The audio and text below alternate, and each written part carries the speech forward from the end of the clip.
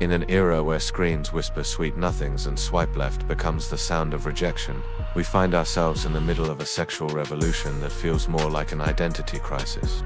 The intimacy we once carved from glances, silences, and the spaces between breath has become outsourced to code, pixels, and curated profiles that lie better than we ever could. And somewhere in the center of all this noise is a woman, not one, but many, standing alone, naked, not in body, but in questions. Who taught her what to want? Who whispered that desire must bloom into devotion, or that sex must lead to love?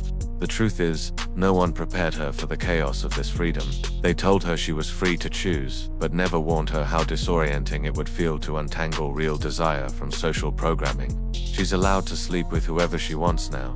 Yes, but that doesn't mean she knows why she wants who she does, or whether it even makes her feel whole. This is not a sob story, nor is it a celebration of pleasure. It is the slow, sobering dissection of a woman standing in the ruins of romance, asking, what is sex now? Really? Is it a swipe, a hookup, an escape, a performance?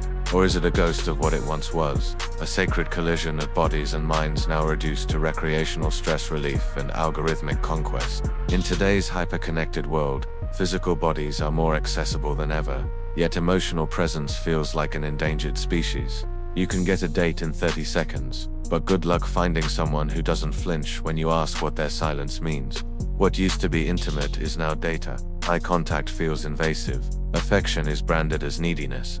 Vulnerability is called a red flag. And monogamy, what once felt like a promise, now feels like a prison to many, or worse, a myth with no relevance in an age where desire scrolls infinitely.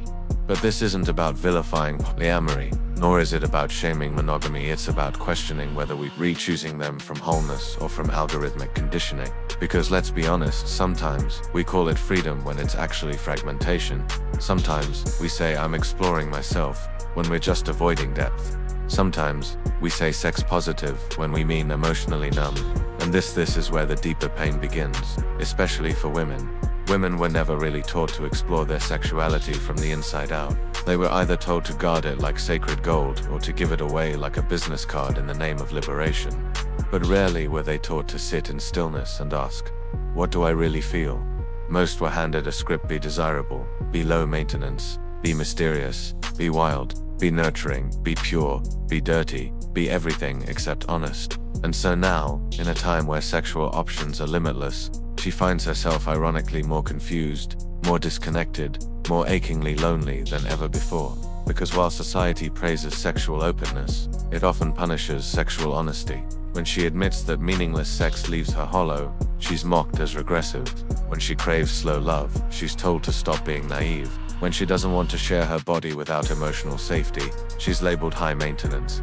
And when she tries to enjoy sex without romantic pressure, she's accused of detachment. It's a no-win paradox, and inside this tension lives the truth. Women's sexuality in the digital age is both free and imprisoned. Because true freedom isn't just about what you can do, it's about what you understand. You can sleep with 10 men in 1 week and still not know what turns you on. You can be in a committed relationship and still not feel safe. You can be praised for your beauty and still feel unseen. That's the obscenity no one talks about, not the sex itself, but the spiritual vacancy behind it. The way we pretend we're full while starving. The way we perform intimacy like a ritual we don't believe in anymore. The way we touch bodies without touching hearts.